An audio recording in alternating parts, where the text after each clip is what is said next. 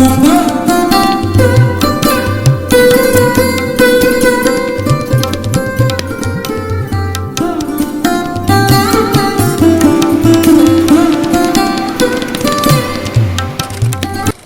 আমরা আমাদের অনুষ্ঠানের শেষে উপস্থিত হয়েছি।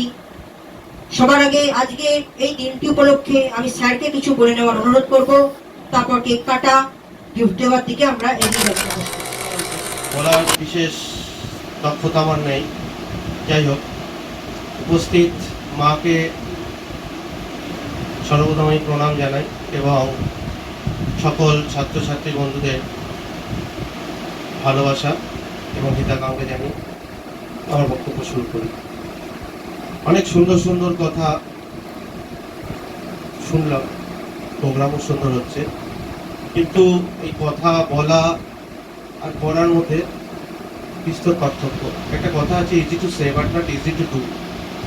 তো ইজি টু ডু যে করতে পারে তার জন্যই কিন্তু সমস্ত পথ খোলা থাকে। এর আগে যতবার তোমাদের সঙ্গে কথায় এসেছি ততবার বলেছি যে, আগের বারই বোধহয় বলেছিলাম যে ভালো কাঠ হলে তবেই ভালো আসবাব হয়, ভালো কাঠটা কিন্তু দরকার থাকে। আজ ওদিকে যাব না, ছোট করেই বলবো। প্রথম বলবো শিক্ষকদের নিয়ে, কারণ চারদিকে বিভিন্ন রকম কেলেঙ্কারি চলছে।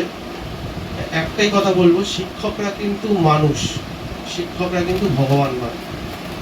অর্থাৎ শিক্ষক যে কাজে নিজেকে নিয়োগ করেছেন সেই কাজে তার সঙ্গে সহযোগিতা প্রার্থনা, সেই সহযোগিতা শুধু ছাত্রের কাছ থেকে না, শিক্ষক ছাত্র অভিভাবক উভয় তরফ থেকেই সহযোগিতা দরকার।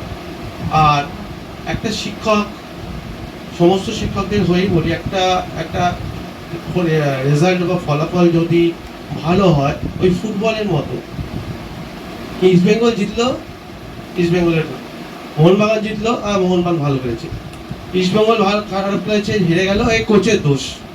এটা বোধহয় একটু ভাবার জায়গা আছে। তাহলে কোচ একা নেমে যেত, 11 জনকে ঘুষ থাকতে বলতো। এটা আশা করি আমরা ভাববো এবং ছাত্রছাত্রীকে আবার ক্লাসেও বলি, আলাদা এখানেও বলবো যে বাবা, জীবনের প্রত্যেকটা জায়গায় দুটো রাস্তা চলে যায়। 1 নম্বর অন্ধকারের দিকে, 1 নম্বর আলোর দিকে। অন্ধকারের দিকটা খুব চকচক, আলোর দিকটা প্রবলেমেটিক। তো কোনটা বাঁচবে তোমাদের জীবন? আগে ছাত্রছাত্রী লাঠি সঠিক পথে নিয়ে যেত, কিন্তু আধুনিকতাতে লাঠি চলে গেছে, যেমন অনেক কিছু চলে গেছে, তেমন লাঠিটা শিক্ষকের হাতে চলে গেছে। ভগবান করুক আগে যাতে আসতে পারে।